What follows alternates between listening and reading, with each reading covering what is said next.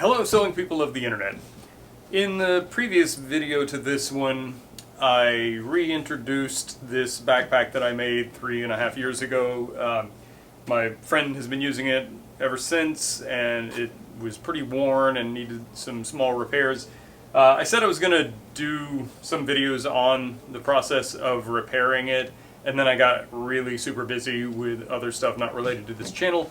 So this is it. I may have some footage of some of the stuff that I did, but this video is going to give you an overview of what I did to bring some life back into this backpack, and is not going to go into any great detail on anything. So just as a refresher, this is a waxed canvas backpack that I made for my friend Shell. When she sent it back to me a few weeks ago, it had considerable wear on it. One of the buckles, one half of one of the buckles had come off. That was really the main problem, but there was some little holes and wear areas. So I've addressed pretty much all of the wear that I can without just making a new pack. By the way, I got a comment in the last video suggesting that it would probably be better to just make a new pack, and that's probably true. I probably have as much work into this as just making a brand new pack, although I'd have to source all new material again, and there's some cost associated with that, although frankly the cost of the materials isn't that great. But there's a considerable amount of labor into some parts of this pack that I'm not ready to replicate, particularly the back panel with her initials and stuff into it. I don't have the time to get into that right now. So, plus we kind of wanted to keep this going a little longer and just kind of see where it meets its ultimate end. So she's going to keep using this pack, and then next time it wears out, maybe then I'll make a new one.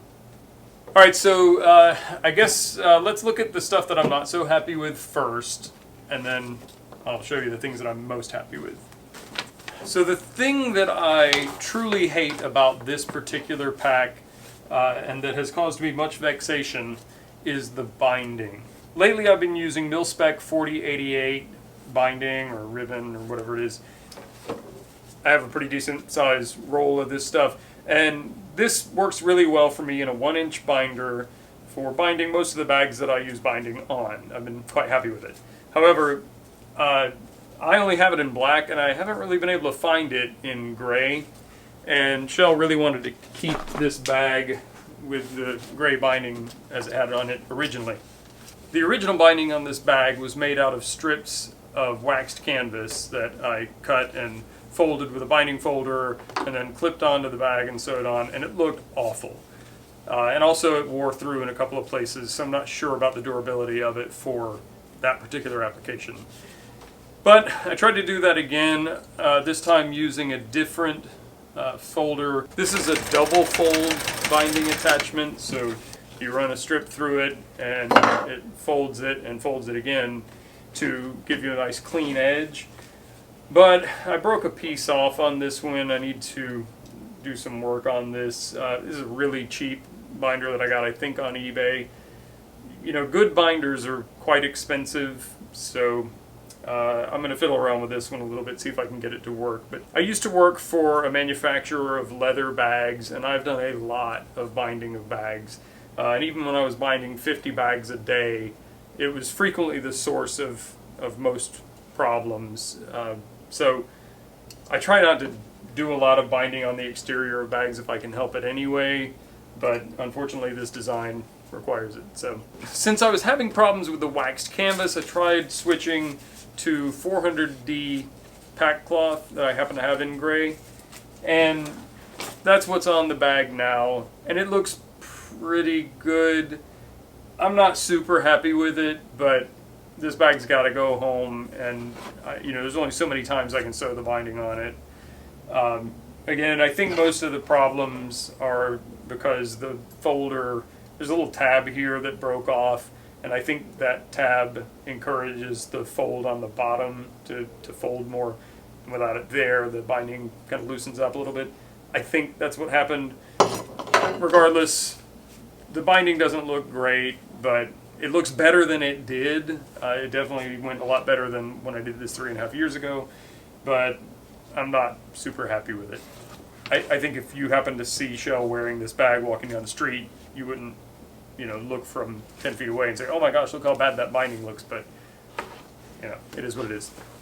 On the back panel, there was a little wear spot where it had worn through to the foam, and I just did some hand stitching to repair that. I am not good at hand stitching.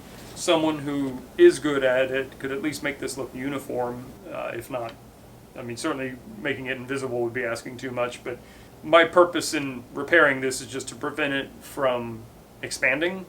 It doesn't look nice now, but again, it's just, this is what I can do. Maybe one day I'll dedicate myself to learning to hand stitch better. So I'm not super thrilled with that, but it's subtle and I think it'll be fine. Okay, so let's talk about some of the ways this repair went well. One of the complaints Shell had kind of from the beginning of when I made this pack was that because I used mil-spec 17337 webbing as the actual strap, and this padded section is really just padding, the straps had a tendency to swivel a lot more because of that narrow webbing. So I've supplemented that with some 2-inch seatbelt webbing. In the first iteration of the pack, the straps were sewn on to the outside of this strap that goes across the back.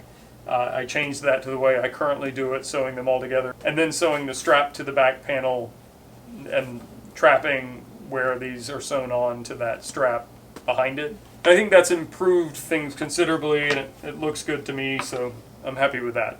Some of the most significant wear on the pack was on these lower strap attachments, these little triangles where the strap attaches to the bottom of the pack. And I discussed it with Shell, and we decided that rather than just put wax canvas on that's just going to wear again like that, we changed it to black 400D nylon. We were a little concerned how it would look, but since the straps are black, same material actually, it kind of unifies the strap anyway, so I think it looks fine. There was also significant wear in the bottle pocket.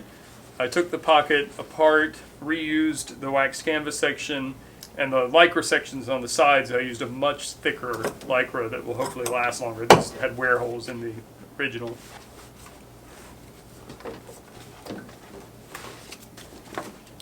Now it holds a Nalgene and hopefully will last even longer than before. On the inside, one piece of Velcro was loose, so I've reattached that. And I've also changed the laptop pocket. In the original version, it had a little hammock in the bottom that was supposed to suspend the laptop off the floor. So when the backpack was set on the ground, the laptop would be somewhat suspended. It didn't really work at all. So now I've changed it to the way I currently do things and just sewed it directly to the back panel, sewing the pocket a couple of inches up. So it should provide a little bit more protection. To be brutally honest, I don't know how much protection these elevated laptop pockets truly afford. Some of the packs that I personally use don't have them, and I'm always pretty careful about how I put my pack on the ground when I have a laptop in it, really all the time, but especially when I have a laptop in it. So I don't know. I think even if it is elevated a little bit, I still wouldn't throw my pack on the ground. I kind of doubt that it's going to make that much difference. I wonder if anybody's done any testing on that. But anyway, laptop sleeve works now. I made a new back panel out of the same slip knot material that I used on the original version. I mocked one up in motorcycle inner tube, which is my preferred material for the bottom of a backpack. But this pack is not for me, it's for Shell, and she didn't like the look of the rubber as much as she liked this. And I can kind of see that this material is a little bit more sophisticated and less rugged looking, and it lasted pretty well. The one I took off was not worn at all, but when I put this pack together the first time, somehow I didn't really size that bottom panel correctly, so I just made a new one just to make this look a little bit nicer. The only really significant upgrade I've made to the pack is on the buckles.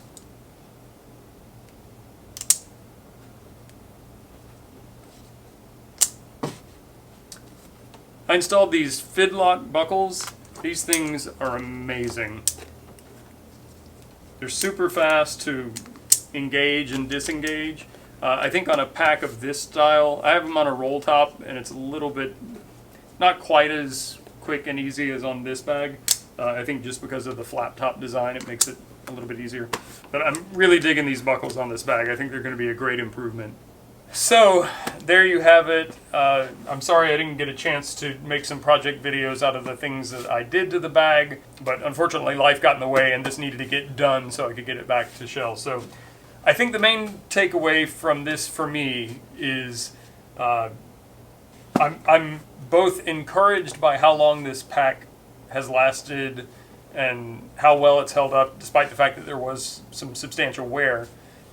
And I'm also pleased to see that my skills have come a long way. I think I said in the last video that there are some things on this pack that I wouldn't let go out of my shop today. So it's nice to see that, there's been some progress over the years. This is still a damn nice pack though.